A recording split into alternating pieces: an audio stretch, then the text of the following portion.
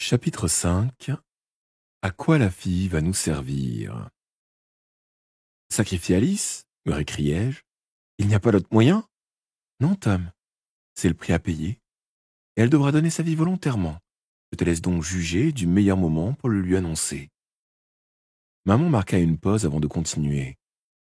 J'ai affronté autrefois une épreuve semblable, et j'ai été incapable de l'accepter. Mes sœurs ont tenté de me convaincre de tuer ton père ou de le leur livrer pour qu'elles le dévorent. Plus tard, elles m'ont supplié de le sacrifier afin de renforcer mes pouvoirs magiques. Sans les objets sacrés, cela n'aurait pas suffi à détruire le malin. Mais j'aurais plus fortement limité sa puissance. Je n'ai pas pu m'y résoudre, car l'amour naissait entre ton père et moi. Et j'ai vu l'avenir. Je te donnerai ma naissance, à toi, le 7e fils d'un 7e fils. Je ferai de toi l'arme qui détruirait le malin. Ces paroles me troublèrent. Étais-je donc pour ma mère qu'un atout, un objet à utiliser dans la lutte contre notre ennemi, et non un fils chéri? Je crois cependant que tu te montreras plus obéissant que moi. Tu as toujours fait preuve d'un grand sens du devoir semé en toi par ton père et cultivé par John Gregory.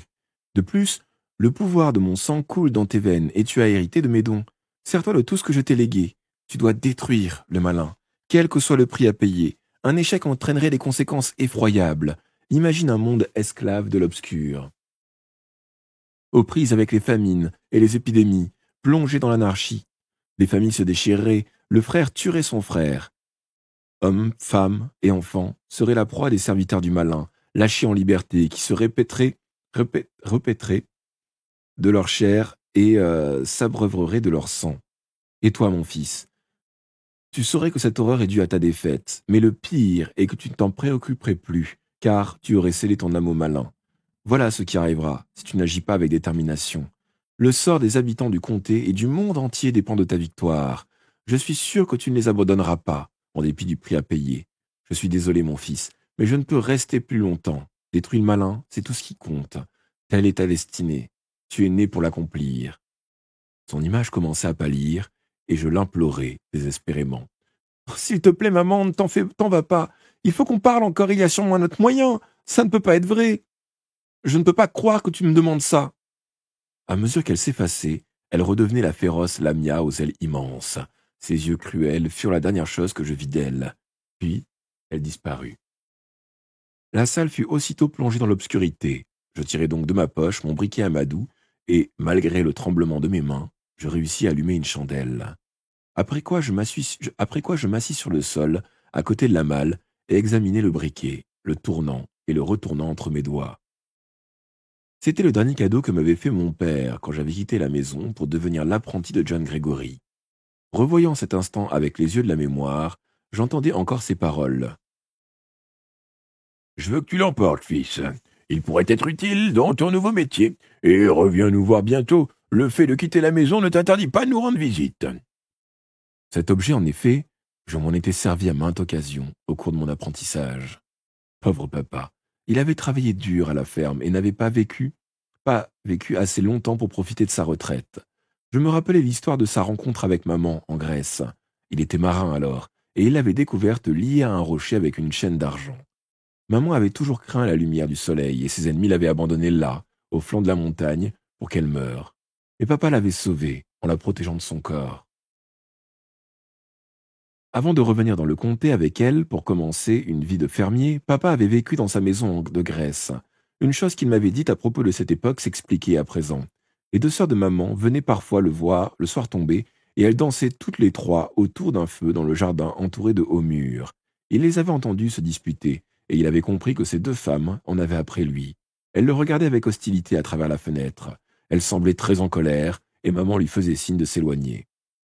Les sœurs étaient Wind et Slake, qui avaient été transportées jusqu'au comté, cachées dans les malles de maman.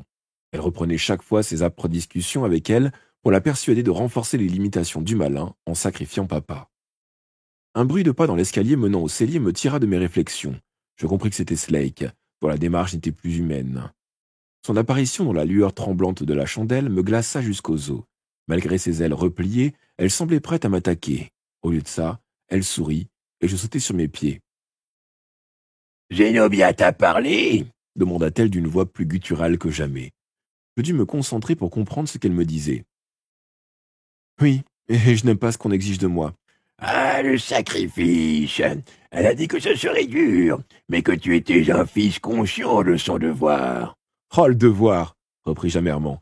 C'est le mot qu'elle a employé. Mais pourquoi ferais-je ce qu'elle n'a pas su faire?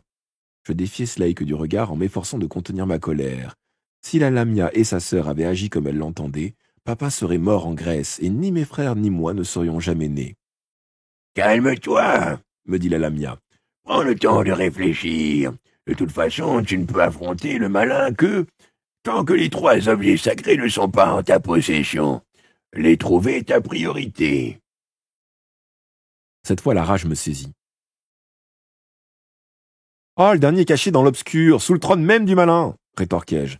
Comment suis-je supposé en emparer? Ce n'est pas à toi de le faire. C'est à quoi la fille va nous servir. Alice a déjà séjourné dans l'obscur, il sera facile d'y retourner. De plus, elle connaît le domaine du malin.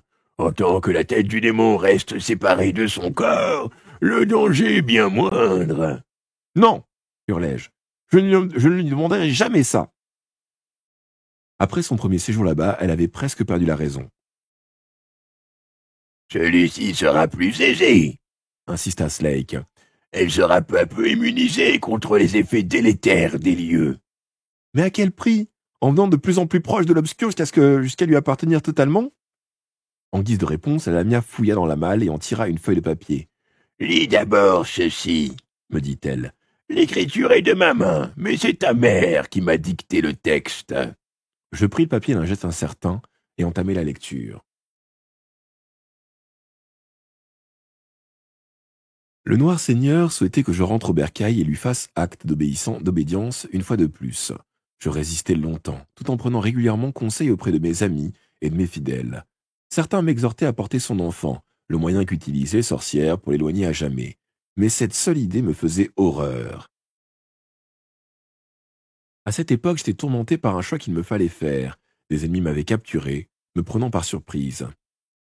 Maman redisait ensuite ce que je savais déjà, comment, liée à un rocher par une chaîne d'argent, elle avait été sauvée par un marin, mon père, qu'elle avait ensuite hébergé chez elle, mais la suite me peina.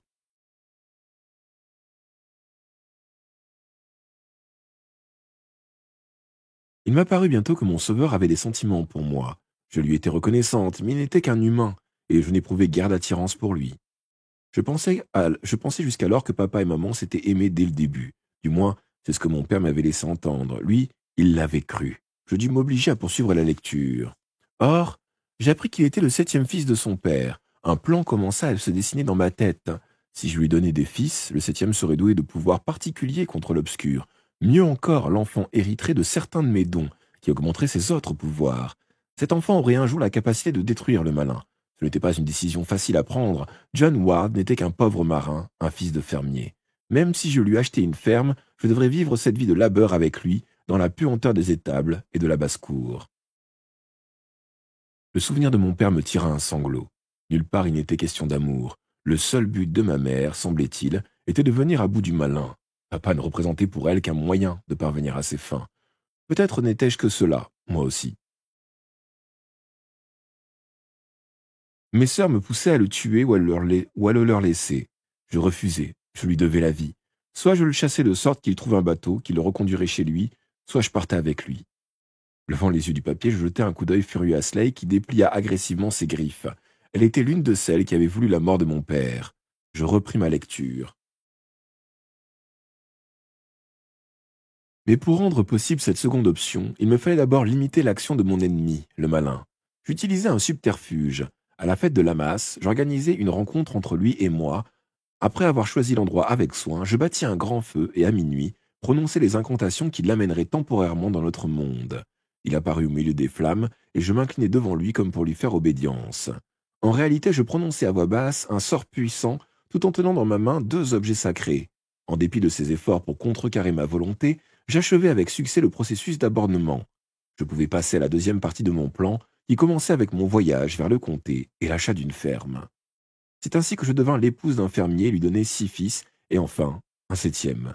Il fut appelé Thomas Jason Ward, le premier prénom choisi par mon père, le second par moi, en hommage à un héros de mon pays d'origine dont j'avais été autrefois éprise. Nous, les Lamia, sommes coutumières des métamorphoses, mais les changements que le temps opère sur nous sont difficiles à prévoir. À mesure que les années passaient, j'acceptais mon sort et appris à aimer mon mari.